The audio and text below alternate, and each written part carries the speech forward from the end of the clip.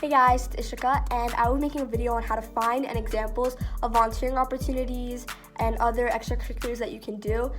Personally, I have an affinity for the medical field, so I will have an extra section at the end that just focuses on medical opportunities only.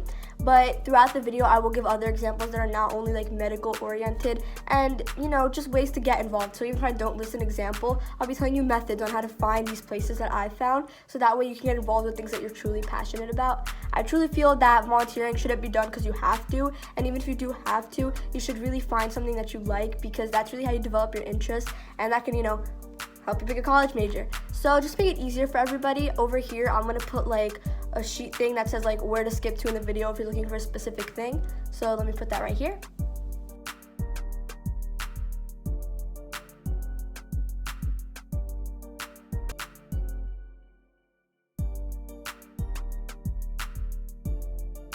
In my opinion, one of the easiest ways to find volunteering opportunities, especially at this age, would be through school. There's, extracurriculars at school, before school, and after school, and some of them will give you volunteering hours. Most of those will be the ones in high school, so if you're from middle school, then maybe not. But even if you're not looking for only volunteering hours, you will be able to find, other extracurriculars. You can find debate, yearbook, speech. There's a lot of things that you can do. So I'll pop up a bunch over here. So these will just give you some ideas. You can see if they're in your school. Your school website might have a place where it lists all the extracurriculars, so you really want to look through them and see like which ones are interesting to you.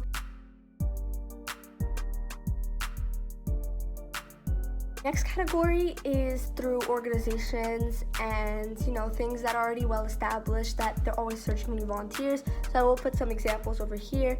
So the first one would be the library, because almost every town does have a library, and almost every library does need teen volunteers.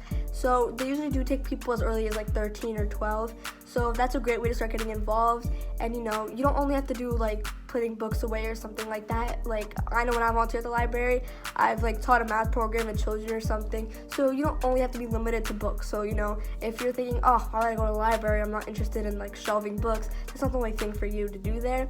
You also have Red Cross, which you can join. So I think that's like a great opportunity. They're always looking for volunteers, and it's so easy to sign up. So that's really definitely something you want to do. And then Habitat for Humanity, you do have to be 16 for that, but I do believe that once you are 16, you can look for places near you and you can register to go help, and they do make it easy on you, and you do get those volunteer hours. And through opportunities like this, maybe you can even volunteer at a food pantry near you. You really want to look into your community to find these organizations that are already established. But the three that I just gave, you may be able to join into those. Oh, another one that I have would be the New York Academy of Sciences. They have like the Junior Academy, 1,000 Goals, 1,000 Futures, I think STEM U. But these three opportunities you can sign up for, and they're international, which is great. So looking into organizations that are established like these and that are always constantly looking for volunteers, it'll make it easier on you, and they'll be more likely to accept you. So it's a win-win.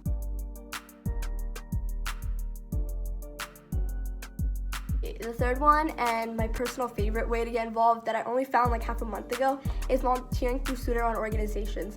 Now this might not give you direct hours, some of them might, but they're usually not for hours, but it's a really great way to like connect with students that have the same passion as you.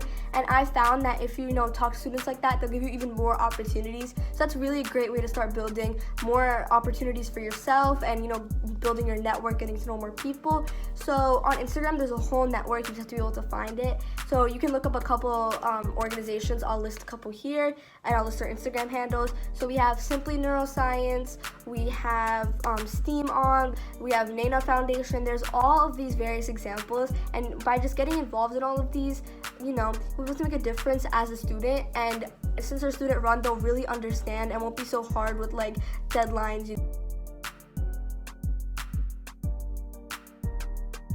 So this next segment is for only medical related opportunities, so I'll list them over here. So the first one would be shadowing your doctor. So first you want to ask your doctor, because they're more likely to give you like a yes compared to other doctors.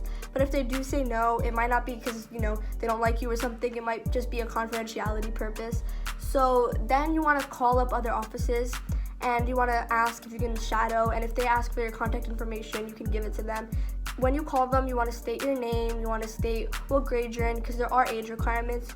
I remember when I called one year, I said, hey, I'm Ishika, I'm a sophomore, and they're like, yeah, I can volunteer, and then they thought I was a sophomore in college. So you do want to say that you are a sophomore in high school, because sometimes they do have an age requirement. So, especially be respectful, say thank you, please, your basic manners, and, they should be letting you volunteer. If you have no luck with that, volunteering at hospitals, usually their website, like all of their websites have like a tab that says like, to volunteer you have to be this and this, you can do this and that, and there's orientations and everything, so that's definitely easy to get involved in. And just do a little bit of research, look up your local hospital, and that should be good to go.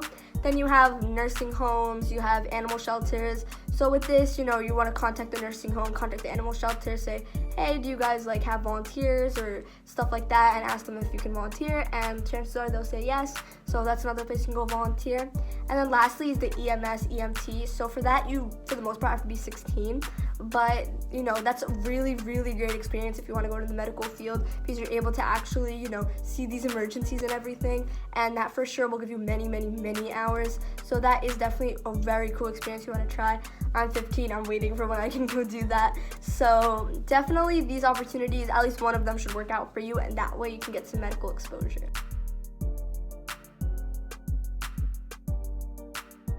That's it for the video, and I hope that you found an opportunity or got inspired to get out there and go do some volunteering, because it's definitely a lot of fun. So yeah, happy volunteering.